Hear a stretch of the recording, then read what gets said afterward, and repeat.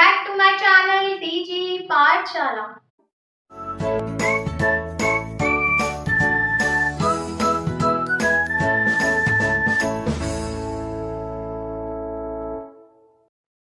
Guys, आज की video का टॉपिक है रिफ्लेक्सेस। तो गाइस, सबसे पहले हम जानेंगे कि रिफ्लेक्सेस क्या होते हैं। साथ ही में हम जानेंगे टाइप्स ऑफ रिफ्लेक्सेस कि रिफ्लेक्सेस कौन-कौन से टाइप के होते हैं और एट लास्ट हम समझेंगे कि रिफ्लेक्स आर्क क्या होता है। तो चलिए स्टार्ट करते हैं। गाइस, सबसे पहले देखते हैं कि रिफ्लेक्सेस क्या होते हैं। तो गाइस, जो रिफ्लेक्सेस होते हैं वो और कुछ नहीं बल्कि जो इनवॉलंटरी एक्शंस हमारी बॉडी में होते हैं उन्हीं को ही रिफ्लेक्सेस कहा जाता है। जो सडन एक्शन होते हैं, जो हमारी विल के हिसाब से नहीं होते हैं, उन्हीं को ही रिफ्लेक्सेस कहते हैं। तो देखिए, reflex action is an automatic quick and immediate involuntary action in the body brought about by a stimulus. Quick, automatic और जो सडन एक्शंस होते हैं वो भी कौन से इनवॉलंटरी एक्शंस होते हैं जो कि हमारी बॉडी के अंदर होते हैं, जो किसी स्टिमुलस की वजह से होते हैं। कोई भी एनवायरनमेंट में जब चेंज आता है, या तो एक्सटर्नल एनवायरनमेंट में या फिर इंटरनल एनवायरनमेंट में जब चेंज आता है, तो जो ऑटोमेटिक सडन इनवॉलंटरी जो एक्शंस होते हैं हमारी बॉडी में, उन्हीं को ही कहा जाता है रिफ्लेक्सेस या फिर रिफ्लेक्स एक्शन। तो जो रिफ्लेक्सेस होते हैं वो और कुछ नहीं बल्कि जो इनवॉलंटरी एक्शंस होते हैं हमारी बॉडी में, उन्हीं को ही कहा जाता है। क्लियर? जैसे गाइस, हमारी बॉडी में दो टाइप के एक्शन होते हैं, एक होते हैं वॉलंटरी एक्शन और एक होते हैं इनवॉलंटरी एक्शन। जो वॉलंटरी एक्शंस होते हैं वो परफॉर्म होते हैं कॉन्शियसली, मतलब हम अवेयर रहते हैं उसके बारे में, वो हमारी विल के हिसाब से होते हैं। अगर हम चाहेंगे तो हम वो करेंगे। बट जो इनवॉलंटरी एक्शन होते हैं वो परफॉर्म होते हैं अनकॉन्शियसली, मतलब हमें नहीं पता होता, कभी भी हो जाते हैं। सडन जब चेंज आता है तो हमारे विल के हिसाब से नहीं होते, ऑटोमेटिक हो जाते हैं, है ना। तो जो वॉलंटरी एक्शन होते हैं वो कॉन्शियसली होते हैं और जो इनवॉलंटरी एक्शंस होते हैं वो अनकॉन्शियसली होते हैं। जैसे फॉर एग्जांपल, मेरा मन करा कि मैं मैंगो खाऊं, तो मैं मैंगो को पिकअप करूंगी और मैं खाऊंगी, है ना। तो ये मेरी विल के हिसाब से हो रहा है।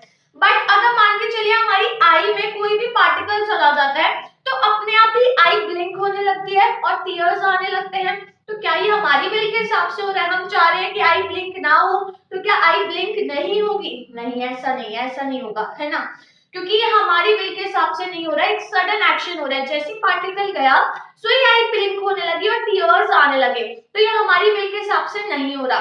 तो यही जो ऑटोमेटिक क्विक जो एक्शन होते हैं उन्हीं को ही कहा जाता है रिफ्लेक्सेस। क्लियर?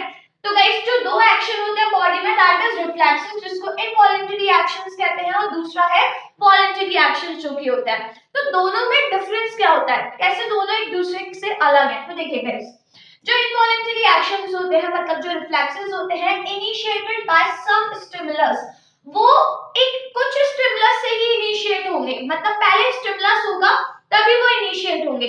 जैसे फॉर एग्जांपल, स्टिमुलस मान के चलिए, स्टिमुलस टच हो सकता है, पेन हो सकता है, या लाइट हो सकती है, या हीट हो सकती है। तो जब ये स्टिमुलस होगा तभी ये जो एक्शन होते हैं वो इनिशिएट होता है। जैसे फॉर एग्जांपल, एक बहुत गर्म आयरन है और एकदम से अगर हम उसको टच कर लें तो वो हीट क्या हो गया? स्टिमुलस हो गया। एकदम से जब हमने उसको टच करा तो ऑटोमेटिकली हमारा हाथ वहां से हट जाता है। तो ये क्या है? इनवॉलंटरी एक्शन है हमारे ऊपर। हम अगर चाहें कि हम अपना हाथ ना हटाए तो क्या ऐसा होगा? नहीं, जो हाथ होगा वो एकदम से खुद ही हट जाएगा, है ना। अब जैसे मान के चलिए, अगर हम लाइट का एग्जांपल है, तो एकदम से अगर आपकी आई में कोई एकदम से लाइट मारेगा बहुत ज्यादा, तो क्या होगा? आई अपने आप ब्लिंक करने लगेगी, या फिर आपकी आई अपने आप बंद हो जाएगी, है ना। तो ये क्या है? ये सभी रिफ्लेक्सेस हैं जो कि किसके थ्रू होते हैं? स्टिमुलस के थ्रू होते हैं। क्लियर? बट जो इनवॉलंटरी एक्शंस होते हैं, initiated by a willing thought, ये हमारी विलिंग थॉट के हिसाब से होता है। अगर हम कोई चीज सोचते हैं करने की तभी हम उसको करते हैं, तो तब ये इनिशिएट होता है। तो ये स्टिमुलस पे नहीं डिपेंड करते बल्कि ये डिपेंड करते हैं हमारे विलिंग थॉट्स पर। द नेक्स्ट है, जो रिफ्लेक्सेस होते हैं ये सेल्फ प्रोटेक्टिव होते हैं, मतलब प्रोटेक्शन के लिए मेनली होते हैं।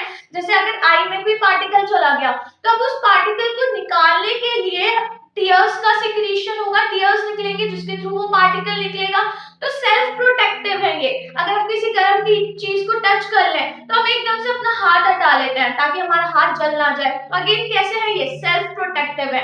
बट जो इनवॉलेंटरी, जो वॉलेंटरी एक्शंस होते हैं ये डिजायर्ड गोल पे डिपेंड करते हैं। मतलब हमारा जो गोल होता है, जो हम चीज करना चाहते हैं, वो होता है ये चीज कि अगर हमने सोचा कि हमें ये चीज करनी है तो फिर हम उसको करेंगे, ठीक है। तो ये होते हैं डिजायर्ड गोल।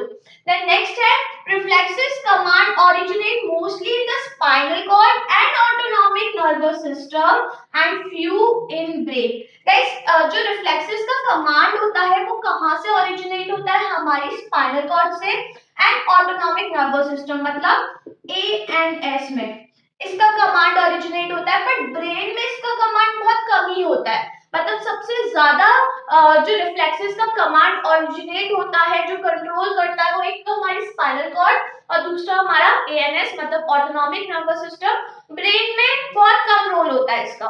बट जो वॉलेंटरी एक्शन होता है इसका कमांड ओरिजिनेट सिर्फ और सिर्फ ब्रेन में ही होता है, ठीक है। तो ये चीज याद रखिएगा, ये पॉइंट इंपॉर्टेंट है। इसमें command spinal cord autonomic nervous system में ओरिजिनेट हुआ, ब्रेन में बहुत कम होता है। बट वॉलंटरी एक्शन में जो कमांड ओरिजिनेट होता है वो ब्रेन में ही होता है, क्लियर। देन नेक्स्ट है रिफ्लेक्सेस का इन्वॉल्व मसल्स एंड ग्लैंड्स।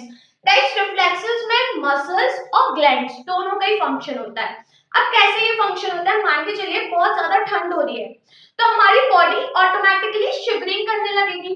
तो शिवरिंग में हमारी मसल इन्वॉल्व है ना। बट समर के टाइम पे क्या होता है, स्वेटिंग होती है।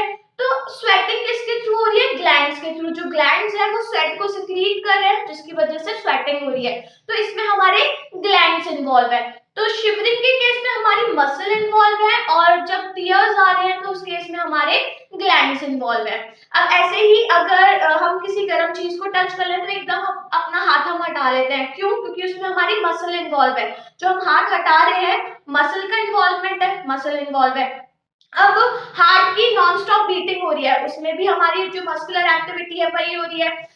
फूड का जो पेरिस्टाल्टिक मूवमेंट हो रहा है एलिमेंट्री कैनाल में, उसमें भी हमारी मसल इन्वॉल्व है।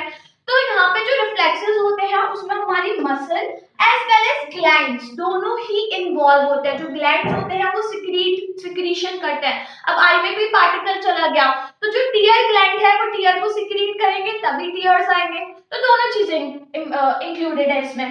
बट जो वॉलंटरी एक्शंस होते हैं इसमें सिर्फ और सिर्फ मसल्स का इन्वॉल्वमेंट होता है। क्यों, क्योंकि जो ग्लैंड्स होते हैं वो हमारी विल के हिसाब से काम नहीं करते। अगर हम चाहेंगे कि ग्लैंड्स ये सिक्रीट करें इस टाइम पर तो ऐसा नहीं होगा, है ना। तो जो वॉलंटरी एक्शंस होते हैं इसमें सिर्फ हमारी मसल्स इन्वॉल्व होती है। अगर हम चाहेंगे हम वॉक करेंगे तो फिर मसल्स हमारी इन्वॉल्व है उसमें, और हम वॉक कर रहे हैं, हम रन कर रहे हैं तो उसमें अगेन हमारी मसल इन्वॉल्व है। तो वॉलंटरी में सिर्फ और सिर्फ मसल्स का इन्वॉल्वमेंट होता है, क्लियर। तो कैसे दोनों डिफरेंसेस हो गए, जो भी दोनों एक्शंस होते हैं हमारी बॉडी में। इनवॉलंटरी एक्शंस जो कि हमारी विल के हिसाब से काम नहीं करते हैं और वॉलंटरी जो हमारी विल के हिसाब से काम करते हैं, क्लियर। तो इस चीज को याद रखिएगा और इसको नोट कर लीजिए। गाइस जो रिफ्लेक्सेस होते हैं वो टू टाइप्स के होते हैं। फर्स्ट इज नेचुरल रिफ्लेक्स जिसको इनबॉर्न रिफ्लेक्सेस भी कहा जाता है, और सेकंड इज कंडीशन रिफ्लेक्स जिसको एक्वायर्ड रिफ्लेक्सेस भी कहा जाता है। तो याद रखिए कि जो रिफ्लेक्सेस होते हैं हमारी बॉडी में वो दो टाइप के होते हैं, एक होता है नेचुरल और एक होता है कंडीशन। तो सबसे पहले देखते हैं कि नेचुरल रिफ्लेक्स कौन सा होता है। गाइस नेचुरल रिफ्लेक्स जिसको इनबॉर्न रिफ्लेक्सेस भी कहा जा रहा है। अब वर्ड से पता चल रहा है कि इनबॉर्न का मतलब क्या हो गया कि जब से हम पैदा हुए हैं तभी से हमारे अंदर ये रिफ्लेक्सेस प्रेजेंट होंगे। जैसे हमारा बर्थ हुआ है हमारे अंदर ऑटोमेटिकली ये वाले रिफ्लेक्सेस प्रेजेंट होंगे, है ना। तो देखिए natural reflexes no previous experience और लर्निंग इज रिक्वायर्ड। गाइस जो नेचुरल रिफ्लेक्सेस होते हैं इनमें कोई भी हमारी प्रीवियस लर्निंग या फिर एक्सपीरियंस नहीं चाहिए होता है। मतलब ये जो रिफ्लेक्सेस होते हैं ये इनबॉर्न होते हैं, जैसे हमारा बर्थ हुआ होता है सो ही हमारे अंदर ये रिफ्लेक्सेस प्रेजेंट होते हैं। मतलब ये जो रिफ्लेक्सेस होते हैं ये इनहेरिटेड होते हैं हमारे पेरेंट्स से, मतलब हमारे पेरेंट्स से हमारे अंदर आते हैं। तो ऑब्वियसली जब हमारे बर्थ से ही ये रिफ्लेक्सेस प्रेजेंट है तो इसमें कोई भी प्रीवियस लर्निंग या एक्सपीरियंस की कोई भी रिक्वायरमेंट नहीं होती है।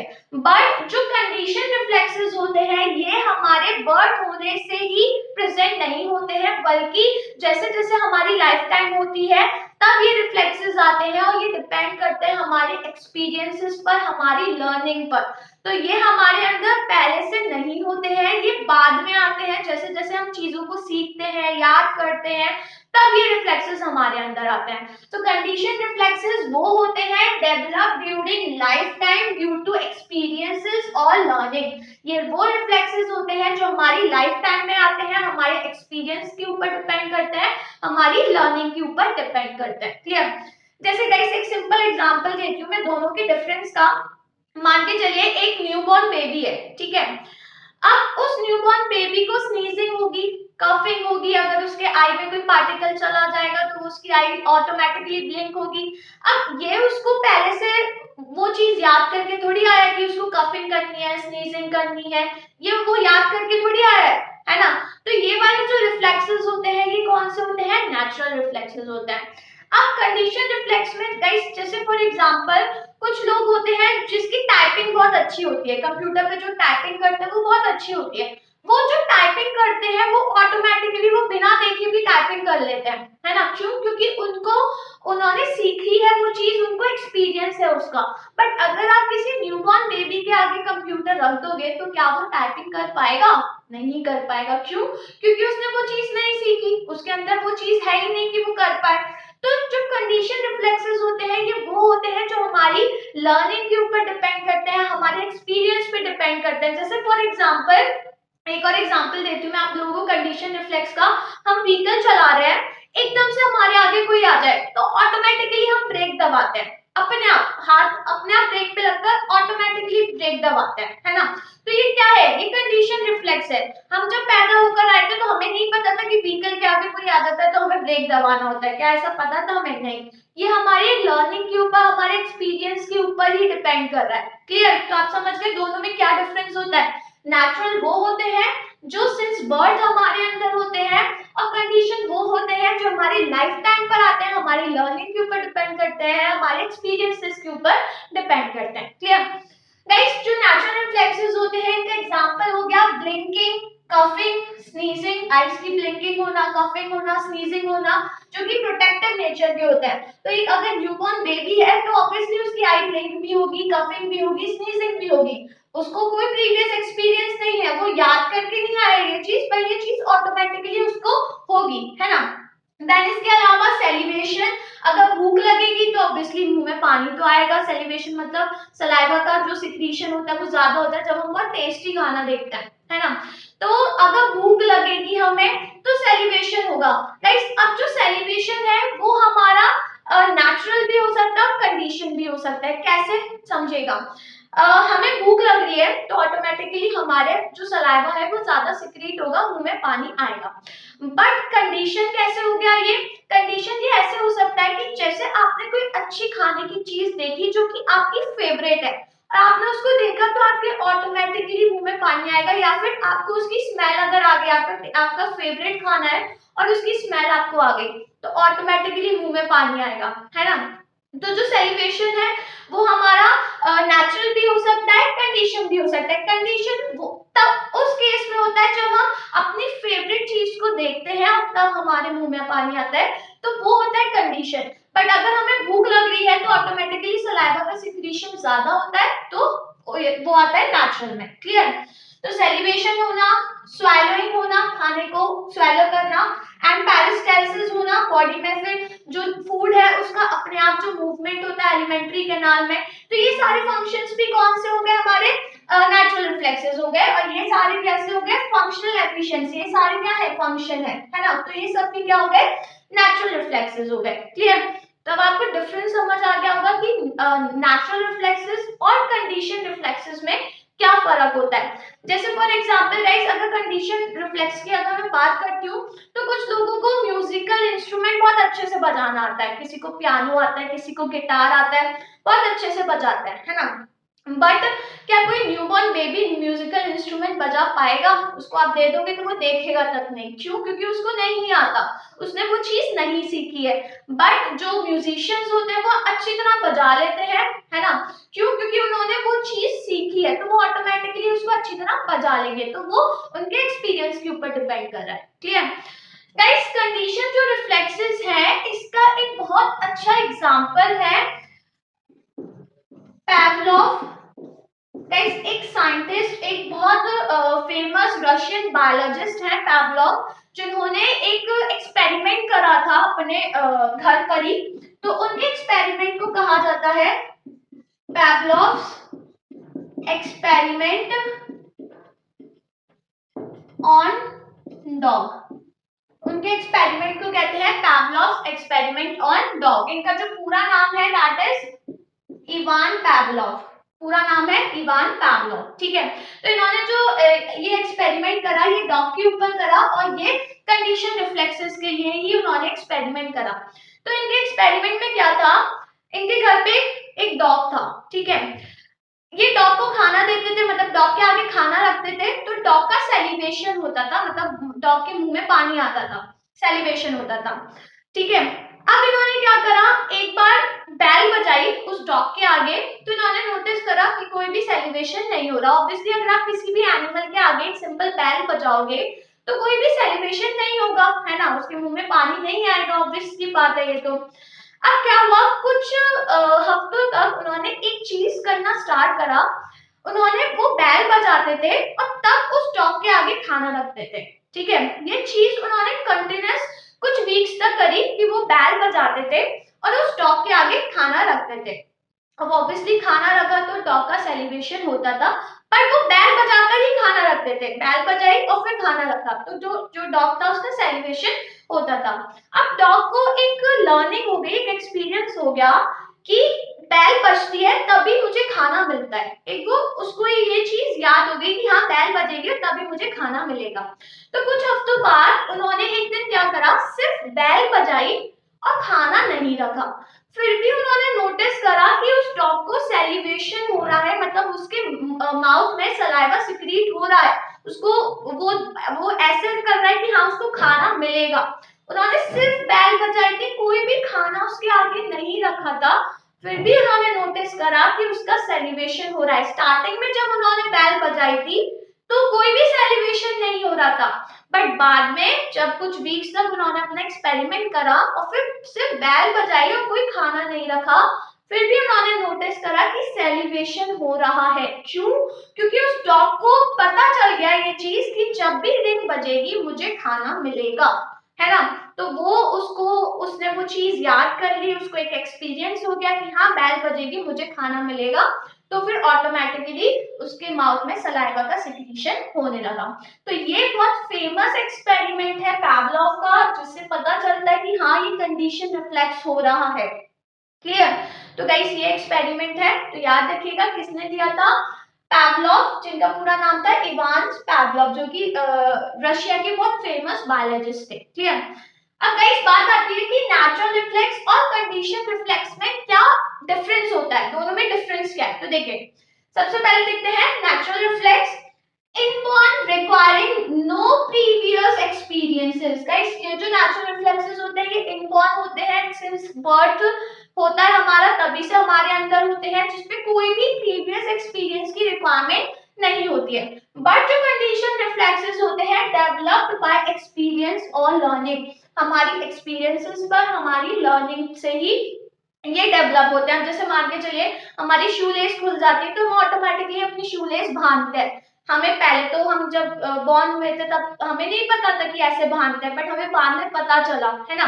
तो ये सारे क्या होते हैं, कंडीशन रिफ्लेक्सेस होते हैं, जो कि हमारे एक्सपीरियंसेस पर और हमारी लर्निंग पर डिपेंड करते हैं। देन नेक्स्ट है नेचुरल रिफ्लेक्सेस का directly related to stimulus. Guys जो नेचुरल रिफ्लेक्सेस होते हैं ये डायरेक्टली स्टिमुलस से रिलेटेड होते हैं, मतलब जब भी कोई स्टिमुलस होगा, एनवायरनमेंट में चेंज आएगा तभी ये रिफ्लेक्सेस होंगे, है ना। पर जो कंडीशन रिफ्लेक्सेस होते हैं brought about by a condition totally different from the direct initial stimulus. Guys जो कंडीशन रिफ्लेक्सेस होते हैं ये कुछ कंडीशंस पे डिपेंड करते हैं। जैसे फॉर एग्जांपल जब हमारे शूलेस खुल जाएंगे तभी हम उसको बांधेंगे, है ना। तो कुछ कंडीशन पे रिफ्लेक्स कर डिपेंड करते हैं, और वो जो कंडीशन होती है वो डायरेक्ट इनिशियल स्टिमुलस नहीं होता। मतलब ये मान के चलिए कि ये कोई भी हमारे जैसे मान के चलिए एक स्टिमुलस हुआ, जैसे पहले हमारी शूलेस खुल गई तो हमने एक बार बांध लिया, दोबारा नहीं बांधेंगे, ऐसा नहीं होगा, ठीक है। तो जो कंडीशन रिफ्लेक्सेस होते हैं ये टोटली डिपेंड करते हैं, मतलब टोटली डिफरेंट होते हैं डायरेक्ट इनिशियल स्टिमुलस से, क्लियर। देन जो नेक्स्ट है लास्ट पॉइंट है, लास्ट जो डिफरेंस है natural reflex similar in all humans.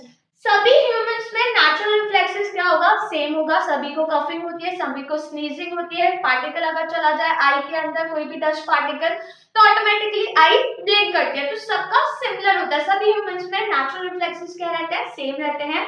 But जो कंडीशन रिफ्लेक्सेस होते हैं differ in different individual subject to learning and experiences. Obviously जो कंडीशन रिफ्लेक्सेस होते हैं वो हर एक पर्सन के डिफरेंट होता है। किसी को म्यूजिकल इंस्ट्रूमेंट बहुत अच्छी तरह बजाना आएगा, किसी को नहीं आएगा, किसी की टाइपिंग बहुत अच्छी होगी, किसी की टाइपिंग अच्छी नहीं होगी।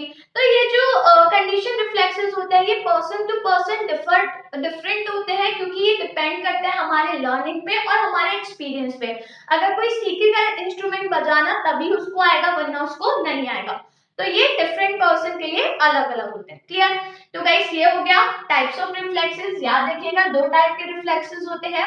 अब इस पे क्वेश्चन कैसे आता है, आपको एग्जांपल दे देंगे, जैसे कि फॉर एग्जांपल आपको स्नीजिंग दे दिया और आपसे पूछा कि बताइए ये नेचुरल रिफ्लेक्स है या फिर कंडीशन रिफ्लेक्स है। तो फिर आपको अगर जैसे कोई भी एग्जांपल दिया जाए तो आप एक न्यूबॉर्न बेबी का सोच के करिएगा। जैसे आपने न्यूबॉर्न बेबी के बारे में सोचा, अब उसको स्नीजिंग तो हो सकती है, तो वो क्या हो जाएगा, नेचुरल हो जाएगा। तो जब भी ऐसे एग्जांपल आए तो आपके दिमाग में बस एक न्यूबॉर्न बेबी का एग्जांपल बैठा लीजिएगा कि हाँ ये वो चीज कर सकता है या फिर नहीं कर सकता, क्लियर। तो आप इजीली क्वेश्चंस को फिर कर पाएंगे। तो गाइस इसको नोट कर लीजिए। गाइस अब समझते हैं कि रिफ्लेक्स आर्क क्या होता है। तो रिफ्लेक्स आर्क का मतलब होता है वो रूट जिसमें जो इम्पल्स होता है वो ट्रैवल करता है। जैसे फॉर एग्जांपल स्टिमुलस हुआ तो स्टिमुलस को रिसीव कौन करेगा, रिसेप्टर। फिर रिसेप्टर से जो इम्पल्स है वो जाएगा हमारे सेंट्रल नर्वस सिस्टम में, मतलब ब्रेन और स्पाइनल कॉर्ड में। फिर उससे जो फिर से मैसेज आएगा हमारे इफेक्टर तक। तो गाइस ये जो पूरा रूट होता है, ये जो पूरा पाथवे होता है जिसमें इम्पल्स कैरी ऑन हो रहा है, इसी पूरे पाथवे को कहा जाता है रिफ्लेक्स आर्क। तो जो ये रिफ्लेक्स आर्क होता है ये शॉर्टेस्ट पाथवे होता है। शॉर्टेस्ट क्यों होता है, क्योंकि जितनी जल्दी इम्पल्स कैरी ऑन होकर हमारे इफेक्टर तक आएगा उतना ही जल्दी हम क्या करेंगे, रिस्पॉन्स करेंगे उस स्टिमुलस के अगेंस्ट, क्लियर। तो जो इम्पल्स का पूरा पाथवे होता है ट्रैवल करने का, that is known as reflex arc. तो देखिए it is the shortest route that can be taken by an impulse from the receptor to an effector। वो शॉर्टेस्ट रूट जो कि इम्पल्स लेता है रिसेप्टर से इफेक्टर तक आने में, उस शॉर्टेस्ट रूट को कहा जाता है रिफ्लेक्स आर्क। शॉर्टेस्ट इस वजह से कहा गया क्योंकि जितना जल्दी वो इफेक्टर पर आएगा उतनी जल्दी हम क्या करेंगे, रेस्पॉन्स करेंगे, क्लियर। गाइस यहाँ पे जो पूरा पाथवे होता है वो पूछा जाता है। मे बी आपको हो सकता है कि पाथवे जंबल फॉर्म में दे दे और आपको उसको एक सीक्वेंस में अरेंज करने को आ सकता है, क्लियर। तो वो बहुत इंपॉर्टेंट है यहाँ पे समझना। तो देखिए गाइस सबसे पहले क्या होता है, सबसे पहले ऑब्वियसली स्टिमुलस होगा। स्टिमुलस का मतलब एनवायरनमेंट में कोई भी चेंजेस आएंगे, ठीक है, या तो एक्सटर्नल एनवायरनमेंट या फिर इंटरनल एनवायरनमेंट में, उसको रिसीव करेगा हमारे जो रिसेप्टर्स होते हैं वो। तो उसको रिसीव करा हमारे रिसेप्टर्स ने, फिर रिसेप्टर में एक इम्पल्स क्रिएट होगा और वो इम्पल्स जाएगा हमारे ब्रेन या फिर हमारी स्पाइनल कॉर्ड में, स्पाइनल कॉर्ड। तो वो कहाँ पे गया, हमारी ब्रेन और या फिर स्पाइनल कॉर्ड में। बट ब्रेन और स्पाइनल कॉर्ड में लेकर कौन जा रहा है, सेंसरी न्यूरॉन, सेंसरी न्यूरॉन्स हमारे ब्रेन और स्पाइनल कॉर्ड में वो इंपल्स को लेकर जा रहे हैं। देन जो ब्रेन और स्पाइनल कॉर्ड है उन्होंने उस जो भी इंपल्स है उसको देखा, उसको रिसीव करा और फिर उसको मैसेज को देखा, फिर ब्रेन और स्पाइनल कॉर्ड से इंपल्स मैसेज निकलता है और कहां पर जाता है, हमारे इफेक्टर पर। तो ये गया हमारे इफेक्टर्स पर, और ब्रेन और स्पाइनल कॉर्ड से इफेक्टर तक लेकर कौन जाता है, तो वो लेकर जाते हैं हमारे मोटर न्यूरॉन्स जो कि मोटर नर्व्स में प्रेजेंट होते हैं, सेंसरी न्यूरॉन्स जो कि सेंसरी नर्व्स में होते हैं, मोटर न्यूरॉन्स जो कि मोटर नर्व्स में प्रेजेंट होते हैं। क्लियर? और जैसे ही फैक्टर पर आता है फिर हम क्या करते हैं, रेस्पॉन्स करते हैं। लास्ट में हम क्या करते हैं, रेस्पॉन्स। क्लियर?